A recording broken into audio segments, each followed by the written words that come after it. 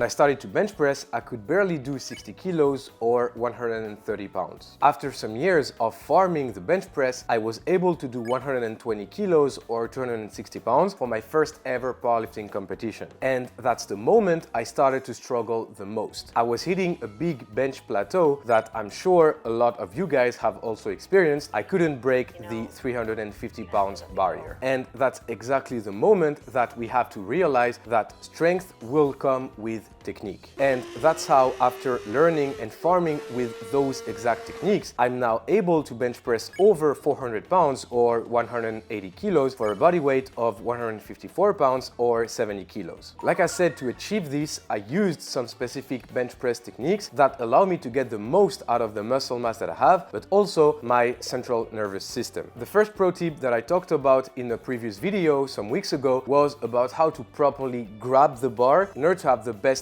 force transfer possible. And today I wanted to double up on that with the second pro tip that really allowed me to get to that next level on the bench press, which is to optimize your pressing strength and your pressing motion for this movement. Nice. So if you guys are struggling on your end, like I was some years ago, and you want to break some bench press plateau, this is the video for you.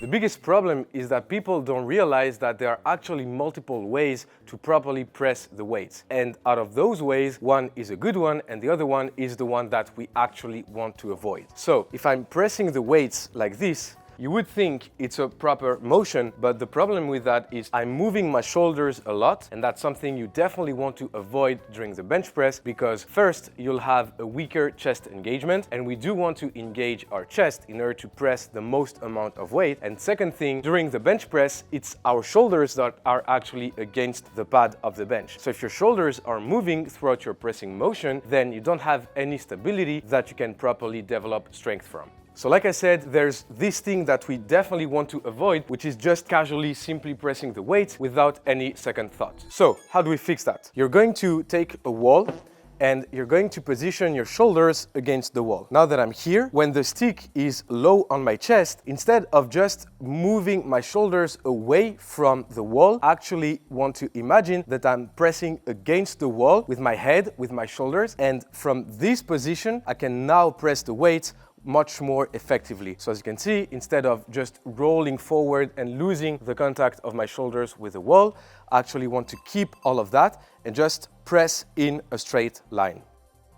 So it's almost as if instead of having an arrow that's just going straight up, you want to have two arrows, one that's going into the direction of the bench, so pinching your shoulders back, and another one that is obviously pressing the weights ahead of you. So instead of just being like this, I imagine I want to push back, and from this motion of pushing back, I can now have more strength in order to push up. So I'm not like here, I'm here. So I'm almost pressing myself away from the bar. So now that we've seen all of that, it really allows us to have much more anchoring with the shoulders, which will allow you to have a much stronger and also safer position for the bench. But we still need to transfer this good positioning that we practice onto the bench, and that's what we're going to do right now with really three key elements that you need to master in order to be able to produce this position. The first key element will be to not roll your shoulders forward when unracking the bar, because if you do so, like we've seen with the wall, you lose all of the contact of your shoulders with the bench, and that's something that's key in order to have proper technique on the bench press. So instead of rolling my shoulders forward to unrack the bar like this, I simply want to extend my elbows while keeping my shoulders into the bench. As you can see, it's a much more subtle position, so it's not here, it's really just here. Now that we're here, the second element will be to keep the chest high during the eccentric phase of the movement. So I'm lowering the bar, but I'm keeping my chest high. I'm fighting this position, and here I have a really good stretch of my pecs instead of being here where I'm just dropping the weight and losing all of my positioning. So you really want to fight the position and stretch your chest here, very good position, and now I can press.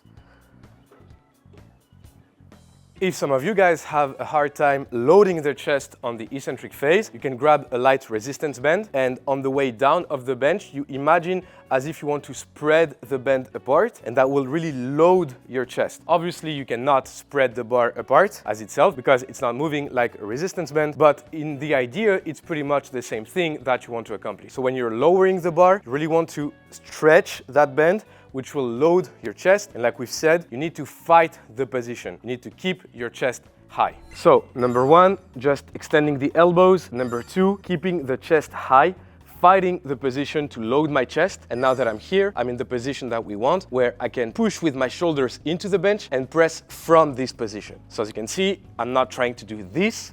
So rolling the shoulders forward, I'm actually pushing into the bench and then pressing all of that weight back up.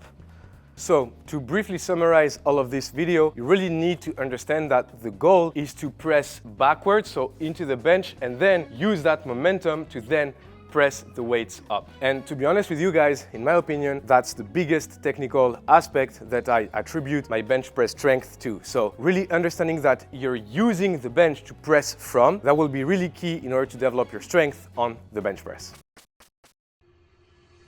There you have it, guys. That was it for today's video. Like I said, I really wanted to emphasize how important this technical aspect is, and I definitely attribute most of my bench press strength and also technique to really understanding and properly practicing it. So make sure you're trying this out on your end, and definitely let me know in the comments how it works. Like if that works well for you, just write a message, hey, Pana, I wasn't able to bench 225, now I can do 315, Larsen, feet up, thanks.